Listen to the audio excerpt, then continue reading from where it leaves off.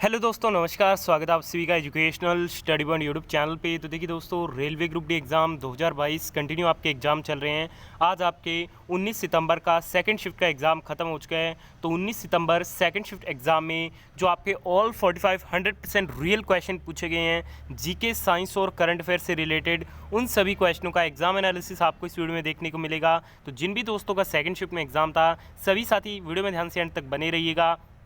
आपको अपनी शिफ्ट के सभी क्वेश्चनों के राइट आंसर इसी वीडियो के माध्यम से पता लग जाएंगे। वीडियो की पीडीएफ फाइल आपको हमारे टेलीग्राम चैनल पे मिल जाएगी, लिंक वीडियो के डिस्क्रिप्शन बॉक्स में गिवन होगा। चलिए शुरू करते हैं। वीडियो शुरू करें उससे पहले आपने वीडियो को लाइक नहीं किया तो जल्दी से लाइक कर दीजिए और आने वाले शिफ्ट के सभी दोस्तों के साथ वीडियो को शेयर भी जरूर कीजिएगा। तो चलिए सेकंड शिफ्ट का एग्जाम एनालिसिस शुरू करते हैं। तो पहला क्वेश्चन आपसे पूछा गया सेकंड शिफ्ट का, ऑस्ट्रेलियन ओपन 2022 का जो खिताब है वो किसने जीता है। देखिए दोस्तों, ऑस्ट्रेलियन ओपन 2022 का जो खिताब है वो राफेल नडाल के द्वारा जीता गया है। ठीक है, तो राफेल नडाल इस क्वेश्चन का बिल्कुल राइट आंसर रहेगा। देखिए दोस्तों, राफेल नडाल ने ऑस्ट्रेलियन ओपन 2022 का खिताब जीता है। इन्होंने फाइनल में डी मेदवेदेव को हराकर 21वां अपना ग्रैंड स्लैम जो है वो जीता है। तो विजेता कौन रहे हैं? D Medvedev. ठीक है दोस्तों, तो ये भी आप जरूर ध्यान में रखिएगा। कई बार एग्जाम ऐसे पूछ लिया जाता है कि ऑस्ट्रेलियन ओपन 2022 उप विजेता कौन है, तो वो है डी मेदवेदेव और विजेता कौन है? Rafael Nadal.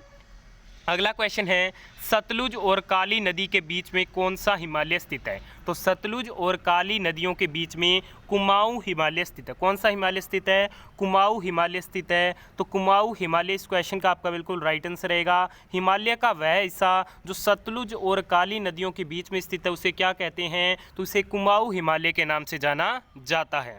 अगला क्वेश्चन पूछा गया, टिस्को की स्थापना कब हुई। देखिए दोस्तों, टिस्को की जो स्थापना हुई थी वो 25 अगस्त 1907 को हुई थी। और ये कहाँ पे स्थित है? तो ये जमशेदपुर में स्थित है। तो 25 अगस्त 1907 इस क्वेश्चन का आपका बिल्कुल राइट आंसर रहेगा। इसी दिन टिस्को की स्थापना जमशेदपुर में की गई थी।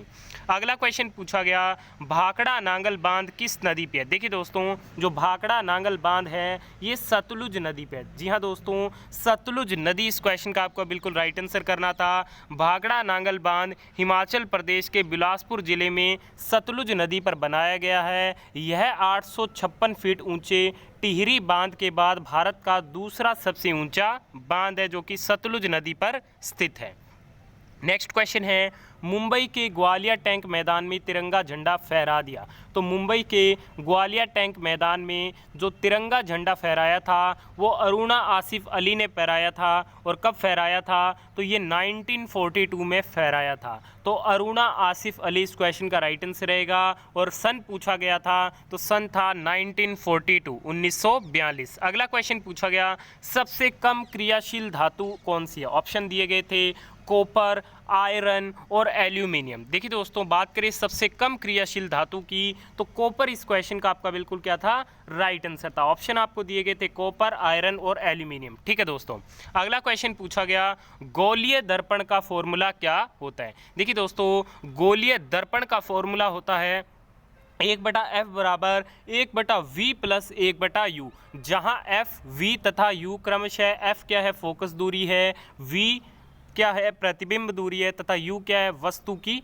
दूरी है। ठीक है दोस्तों, अगर अपने 1/f बराबर 1/v माइनस 1/u कर देंगे तो ये क्या हो जाएगा? ये लेंस का फॉर्मूला हो जाएगा। अगर बीच में प्लस कर देते हैं तो ये दर्पण का फॉर्मूला हो जाता है। अगला क्वेश्चन पूछा गया, भारत में 8वीं अनुसूची में कितनी प्रमुख भाषाएं शामिल है। तो भारत में 8वीं अनुसूची में जो प्रमुख भाषाएं शामिल हैं उनकी जो संख्या है वो 22 है। तो 22 इस क्वेश्चन का आपको क्या करना था? बिल्कुल राइट आंसर करना था। भारतीय संविधान की 8वीं अनुसूची भारत की आधिकारिक भाषाओं की क्या है? सूची देती है, जिनकी संख्या कितनी है? वर्तमान में 22 है। अगला क्वेश्चन पूछा गया कि कौन सा महाकाव्य विश्व का सबसे बड़ा महाकाव्य ग्रंथ माना जाता है। तो कौन सा माना जाता है? तो ये माना जाता है आपके महाभारत। तो महाभारत इस क्वेश्चन का आपका बिल्कुल राइट आंसर रहेगा। महाभारत विश्व का सबसे बड़ा महाकाव्य है। महाभारत संस्कृत भाषा में वेद व्यास द्वारा लिखा गया था। ठीक है दोस्तों, या फिर क्वेश्चन आपसे इस प्रकार से एग्जैक्ट पूछा गया रहेगा कि महाभारत का दूसरा नाम क्या है। तो महाभारत का दूसरा नाम है जय संहिता, ठीक है, ये इसका क्या है, मूल नाम है, ठीक है। तो आपको ध्यान में रखना है, अगर आपसे महाभारत का दूसरा नाम या फिर मूल नाम पूछा गया था तो जय संहिता हो जाएगा। या फिर क्वेश्चन इस प्रकार से आया गया होगा कि भारत का सबसे बड़ा जो प्रमुख काव्य ग्रंथ है वो कौन सा है, तो वो है महाभारत। तो मैंने आपको एग्जैक्ट टाइप ऑफ क्वेश्चन बता दिए हैं और सभी आंसर भी इंक्लूड कर दिए हैं, तो आप अपना राइट आंसर कर सकते थे। अगला क्वेश्चन पूछा गया कि राष्ट्रीय महिला आयोग की अध्यक्ष कौन है। तो श्रीमती रेखा शर्मा जो है वो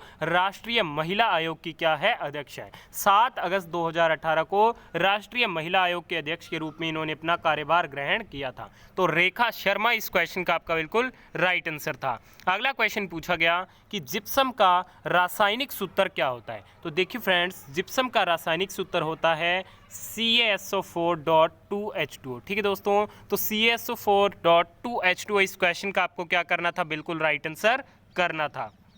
नेक्स्ट क्वेश्चन पूछा गया कि प्लास्टर ऑफ पेरिस का निर्माण कैसे होता है। देखिए दोस्तों, प्लास्टर ऑफ पेरिस का जो निर्माण है वो जिप्सम के निर्जलीकरण से होता है, ठीक है। तो ये आपका राइट आंसर था। और प्लास्टर ऑफ पेरिस का जो फॉर्मूला होता है वो क्या होता है, तो ये होता है CaSO4.12H2O। जी हाँ, CaSO4.12H2O ये क्या है, प्लास्टर ऑफ पेरिस का फॉर्मूला होता है। नेक्स्ट क्वेश्चन, निम्नलिखित में से कौन सा कथन रिजर्व बैंक ऑफ इंडिया के बारे में सही नहीं है। देखिए दोस्तों, रिजर्व बैंक ऑफ इंडिया के बारे में आपको 4 कथन दिए गए थे। एक कथन आपको बताना था कि आरबीआई के बारे में इनमें से कौन सा एक कथन सही नहीं है। तो ऑप्शन ये दिया गया था कि यह आम आदमी को लोन देता है या फिर आम आदमी को ऋण देता है, इस प्रकार से ऑप्शन था। तो ये आम आदमी को लोन या फिर ऋण प्रदान नहीं करता है। तो ये इस क्वेश्चन का बिल्कुल राइट आंसर था, जो कि आरबीआई के बारे में क्या है, सही कथन नहीं है। अगला क्वेश्चन पूछा गया,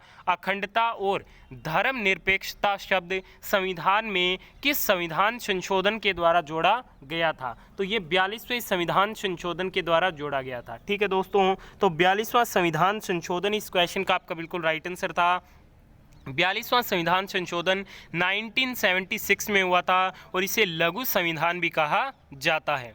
अगला क्वेश्चन पूछा गया, निम्नलिखित में से कौन सा अनुच्छेद भारतीय संविधान में भारत का एक राष्ट्रपति होगा इससे संबंधित है। तो भारत का एक राष्ट्रपति होगा, इससे जो रिलेटेड आर्टिकल है वो है अनुच्छेद 52। तो अनुच्छेद 52 इस क्वेश्चन का राइट आंसर था। अनुच्छेद 52 में कहा गया है कि भारत का एक क्या है, राष्ट्रपति होगा, और ये भाग 5 से रिलेटेड है, ठीक है दोस्तों।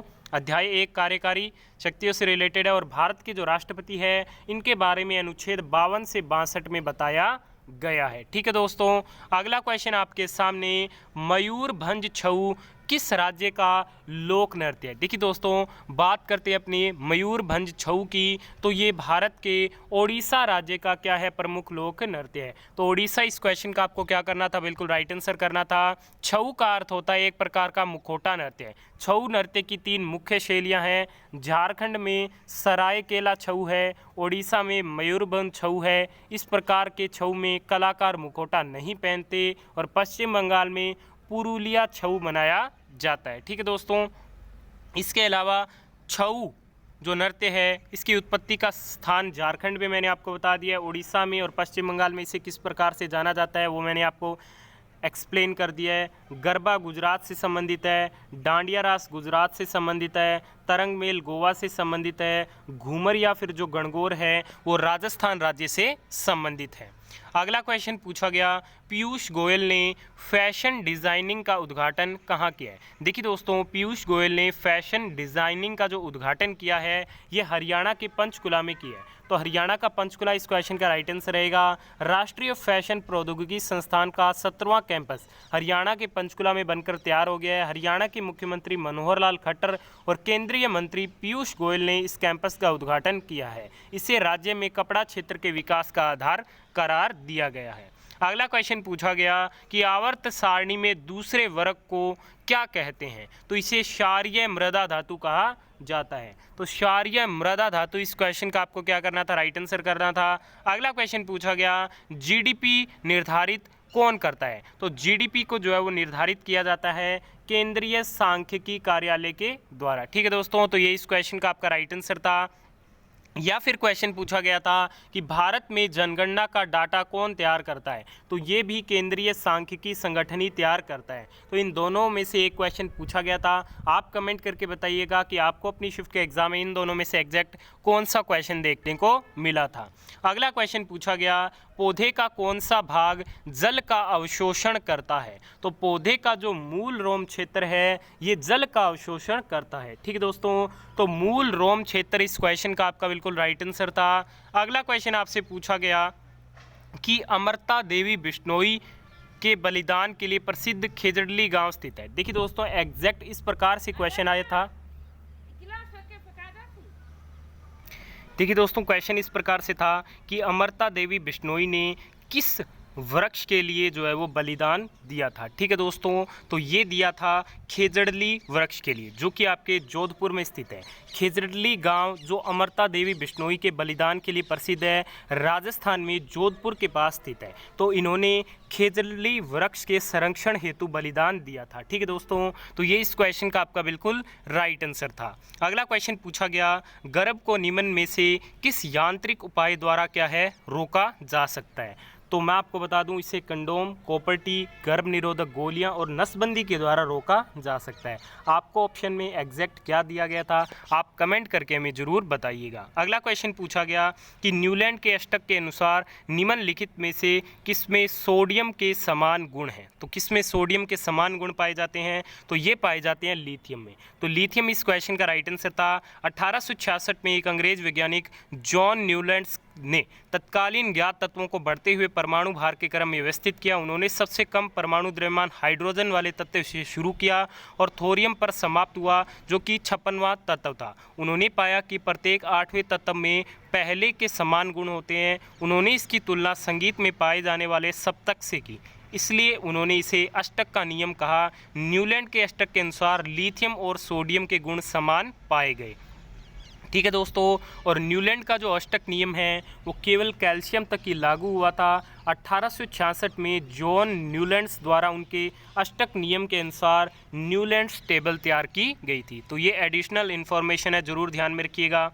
अगला क्वेश्चन पूछा गया कि परिपथ में विद्युत धारा का मान 2 एम्पीयर है तथा 24 वोल्ट की बैटरी से जुड़ा है, तो प्रतिरोध क्या होगा, तो V बराबर क्या होता है, I इंटू R होता है। R बराबर क्या हो जाएगा, V अपॉन में I। V का मान दिया गया है 24, धारा I का मान दिया गया है 2, तो प्रतिरोध कितना हो जाएगा, तो ये 12 ओम हो जाएगा।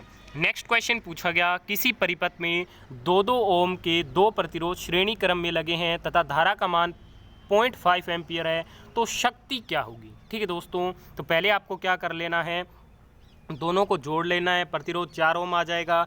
ठीक है, फिर धारा I का मान दिया गया है, तो V का मान आप निकाल लेंगे। V की वैल्यू जब आपके पास आ जाएगी तो आप P बराबर V इंटू आई रख दीजिएगा। V की वैल्यू आपके पास आ जाएगी, I की वैल्यू आपके पास ऑलरेडी है, तो आप शक्ति इस फॉर्मूले से निकाल सकते हैं।